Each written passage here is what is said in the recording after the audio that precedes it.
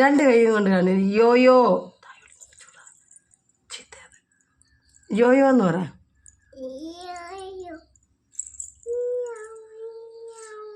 പശു കരയുന്ന എങ്ങനെയാ വാവച്ചി? പശു അങ്ങനെയാണോ കരയുന്നേ? മാ. പട്ടി കരയുന്ന എങ്ങനെയാ? പൂച്ച കരയുന്ന എങ്ങനെ? കാക്ക കരയുന്ന എങ്ങനെ? ഓക്കെ. കുയില് പോകുന്ന എങ്ങനെ?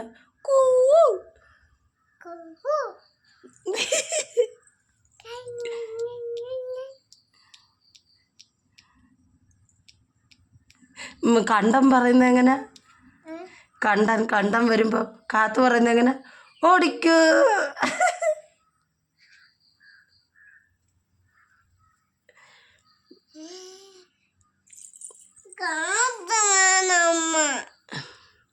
ഒരു പാട്ട് പാടിക്കേ. ഒരു പാട്ട് പാടും, അമ്മ കേൾക്കട്ടെ. ഒരു നല്ലൊരു പാട്ട് പാടും. കാത്തു ഒക്കെ പാടുന്ന പാട്ട് പാട്. കാത്തു പാടുന്ന ബൗന്നോ? ഇല്ല, കഥ പറഞ്ഞേ. ഉണ്ണിയപ്പത്തിൻ്റെ കഥ. ഉണ്ണിയപ്പത്തിൻ്റെ കഥ അമ്മയ്ക്ക് പറഞ്ഞു തരത്തില്ല? അതൊന്ന് പറഞ്ഞ. ഇല്ലെങ്കിൽ കഥ പറയട്ടെ എന്ന് പറഞ്ഞ് എനിക്ക് കുറേ കഥ പറഞ്ഞു തരുന്ന. കാട്ടു വേണോ? കാത്തുവിൻ്റെ ഒരു പാട്ട് പാടാമെങ്കിൽ കാത്തു വിട്ടാൽ, അല്ലെങ്കിൽ കാത്തുവും ഇല്ല, ഒരു പാത്തുവും ഇല്ല.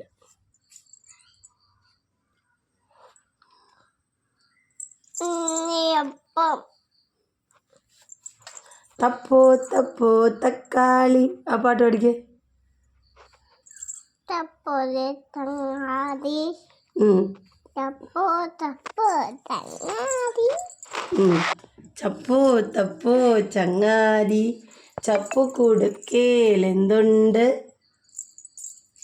പാട്.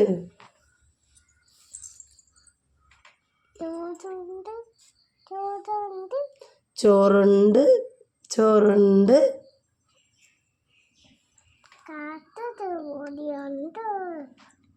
കാച്ചിയ ചോറുണ്ടോന്നല്ല, നാരായണം കാച്ചിയ മോരുണ്ട്. നാരായൺ കാച്ചിയ.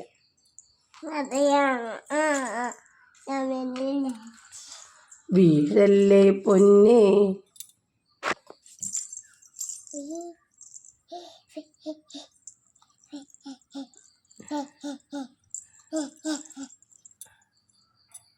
അമ്മയ്ക്കൊരു ഉമ്മ വരുമോ? ഒരു ഉമ്മ വരുമോ? അയ്യോ, എൻ്റെ ഒരു ചുകാനോ. തിന്നാണ്ട് കൊണ്ടു. ഞാനങ്ങ് തിന്നാലോ? അങ്ങ് തിന്നട്ടെ.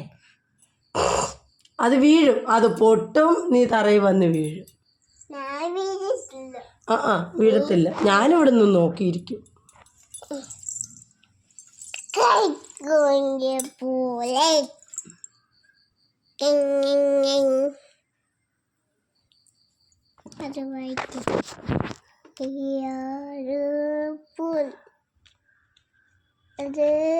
എൻ്റെ വഴക്കാളി പെണ്ണാണേ. എൻ്റെ വഴക്കാളി പെണ്ണല്ല കേട്ടോ. മുടി ഇങ്ങനെ കെട്ടി വെച്ചിരിക്കുന്ന കാരണം ആരും പെണ്ണാണെന്നൊന്നും കരുതരുത്. എൻ്റെ കുഞ്ഞിന് തലയിൽ മുടിയൊക്കെ കുറവായിരുന്നു. ഞാനില്ല കുറേ കാച്ചി എണ്ണയൊക്കെ തേച്ച് ഇപ്പം നല്ല മുടിയൊക്കെ വളർന്ന് നല്ല തിക്കായി. തലയിൽ മുടിയൊക്കെ കുറവായിരുന്നു കുഞ്ഞിന്. ഇപ്പം ഇനിയിപ്പോൾ ഉടനെ പളനി കൊണ്ടുപോയി മുടി എടുപ്പിക്കണം. ഒരു നേർച്ചയുണ്ട്, അതിനു വേണ്ടി നിർത്തിയിരിക്കുന്ന. മോനെ, ആ ഉറുമ്പ് കടിക്കും വാവേ. അതൊക്കെയാണ്, അതുകൊണ്ട് മുടി ഇങ്ങനെ നിർത്തിയിരിക്കുക. ഇപ്പം നല്ല രസമുണ്ട് കേട്ടോ. നല്ല എണ്ണ കറുപ്പുള്ള മുടി കുഞ്ഞാവയ്ക്കുണ്ട്. അപ്പം ഇതൊക്കെയാണ് ഞങ്ങളുടെ കുഞ്ഞു കുഞ്ഞു വിശേഷങ്ങൾ. അവിടെ നിന്നൊരു കല്ലെടുത്തെറിഞ്ഞതാണ്. ഇതുണ്ടോ, എൻ്റെ കണ്ണിൽ എണ്ണ വീണിട്ട് നല്ല വേദന. ഇന്നലെ ഉറങ്ങാൻ പറ്റിയില്ല. പട്ടിയുടെ ശല്യത്തൊരു വിളിച്ചു പോലെ. പട്ടി ഇങ്ങനെ മോങ്ങുക.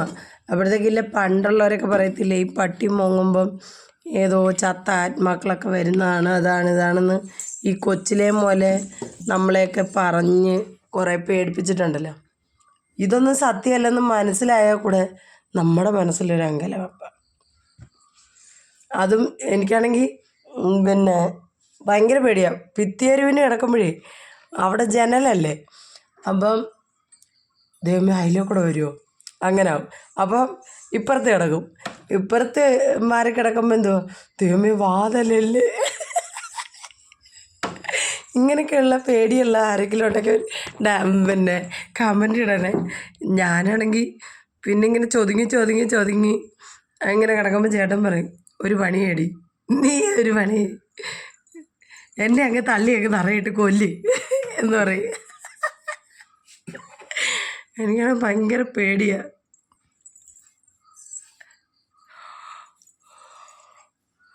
പണ്ട് ഇതുപോലെ എന്തെങ്കിലും ഇങ്ങനെയൊക്കെയുള്ള പേടിയൊക്കെ വരുമ്പോൾ അമ്മയുടെ കാലെടുത്ത് എൻ്റെ മണ്ടേ വയ്ക്കും, അമ്മയുടെ കൈയൊക്കെ എടുത്ത് എൻ്റെ മണ്ടേ വയ്ക്കും. ഇങ്ങനെ ചൊതുങ്ങി കൂടി ഇങ്ങനെ കിടക്കും. അപ്പം നമ്മുടെ തലയെ കൂടെ പിടിച്ചോണ്ട് പോകലല്ലോ, അതുകൊണ്ട് അമ്മയുടെ താടിയെല്ലാം ഉണ്ടല്ലോ അതിൻ്റെ അടിയിൽ ഇങ്ങനെ തലയേറ്റി വെച്ചിങ്ങനെ കിടക്കും. അപ്പോൾ അമ്മ ഇങ്ങനെ കഴുത്ത് മലഞ്ഞ് കിടക്കാൻ വെക്കത്തുള്ളൂ. എന്നിട്ട് ബെഡ്ഷീറ്റൊക്കെ മൂടിയിട്ടൊക്കെ കിടക്കുന്നത്. എന്നാൽ കൂടെ ഒരിതാ പണ്ടില്ല ആലീസ് ലൈല എന്നും പറഞ്ഞൊരു സീരിയലുണ്ടായിരുന്നു.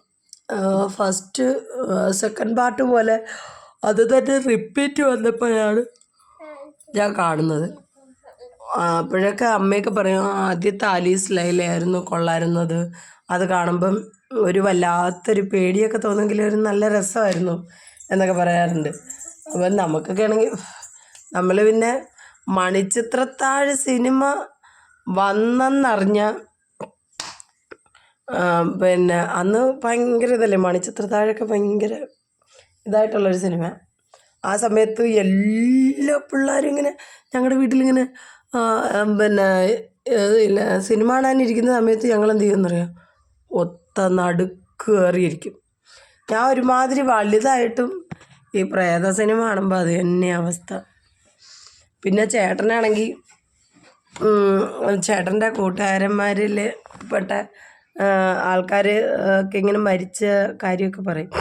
പിന്നെ അവിടെയൊക്കെ അടുത്തുള്ള ഇതൊക്കെ ആകുമ്പോഴത്തേക്കും എനിക്ക് ഭയങ്കര പേടിയാണ്. പിന്നെ 2 ദിവസത്തേക്ക് ചേട്ടായിയുടെ അടുത്ത് മിണ്ടാൻ ഭയങ്കര പേടിയാണ്.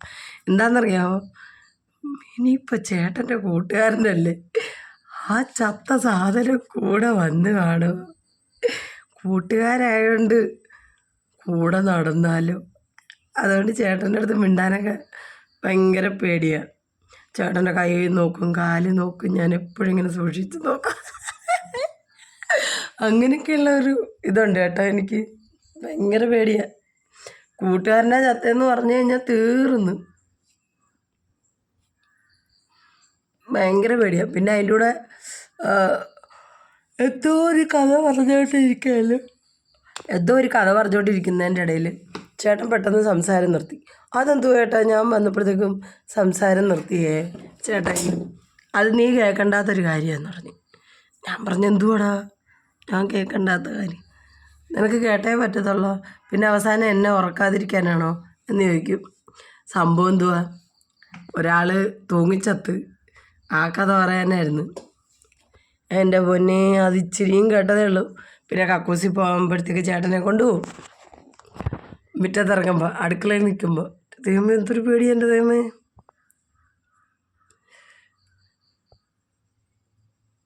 എന്തെന്നില്ലാത്തൊരു പേടി. എനിക്ക് ആദ്യമൊന്നും പേടിയില്ലായിരുന്നു. പക്ഷേ ഈ പ്രേതത്തിനെയൊക്കെ മറ്റുള്ളവർക്ക് വിശ്വാസമുണ്ടോ ഒന്നും എനിക്കറിയത്തില്ല. പക്ഷേ ഞാൻ വിശ്വസിക്കാൻ കാരണം ചെന്നൈയിൽ വെച്ചാണ് ഞാൻ അതിനെ പൂർണ്ണമായിട്ടും ഇങ്ങനെ വിശ്വസിക്കാൻ തന്നെ തുടങ്ങിയത്. അത് ഞാൻ ഇന്നൊരിതിൽ ഞാൻ പറയാം കേട്ടോ. ബൈ. ഞങ്ങളുടെ കൊച്ചു കൊച്ചു സന്തോഷങ്ങൾ ഇഷ്ടമായവർ ലൈക്ക് ചെയ്യുക, ഷെയർ ചെയ്യുക, സപ്പോർട്ട് ചെയ്യുക. Okay, by.